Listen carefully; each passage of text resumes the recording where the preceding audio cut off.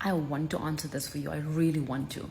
But I know someone who explains it perfectly. So please listen to this. Black economic empowerment is nothing compared to white economic empowerment. And it freaks me out a little bit how many South Africans complain about BEE, or they say things like 30 years of democracy, hasn't it been enough for you? And how few South Africans know how far colonial and apartheid governments went to advantage white people. For hundreds of years. You know that talking about colonization and apartheid gets complicated because so much of it happened off the record, or maybe there's not evidence and people dispute it. So I'm going to make this super simple. All I'm going to do is tell you about a handful of government policies that were enacted on the record, no doubt, to advantage white people. White economic empowerment, it's just what it was. There's honestly too much to talk about in 3 minutes, so I'm just going to start at 1910 when the Union of South Africa was first formed. The Second South African War was fought between the Brits and the Boers, and the Brits won, but then this new country was formed and they wanted to unite all white people together. Immediately, nearly all people of color aren't allowed to vote. And then in 1913, the Land Act made it illegal for black people to own or even lease land outside of reserves. That meant 93% of the land could only be owned by white people. So who did it benefit? White farmers. Then in the early 1920s, poor white Afrikaners protested that most of big industry was owned by British companies,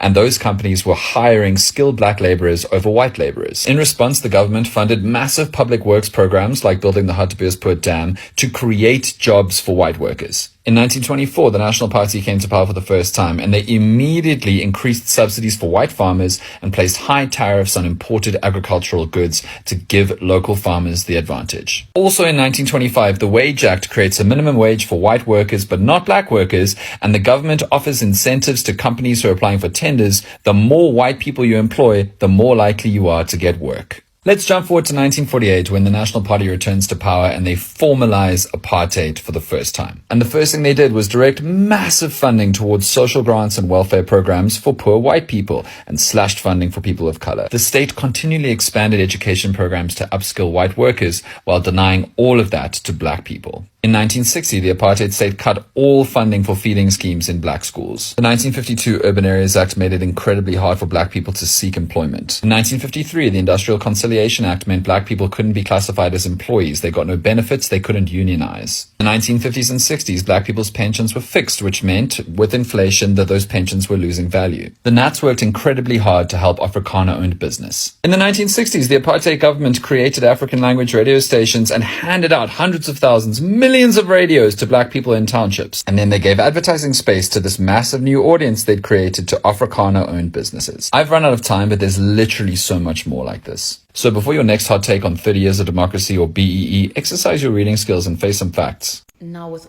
all that was just said, how do you propose we rectify past mistakes that was created over a specific period of time? Not 30 years, not 30 years, 300 years. I think it's a bit longer. How do you propose that we rectify this? Because 30 years makes many uncomfortable. 30 years makes you uncomfortable. 300 years, 30 years.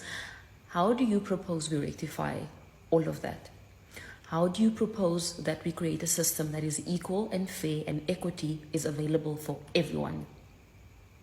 Just a question. If you have a better suggestion, then kindly advise. Remember, we're trying to find solutions for our problems. So let's have a conversation.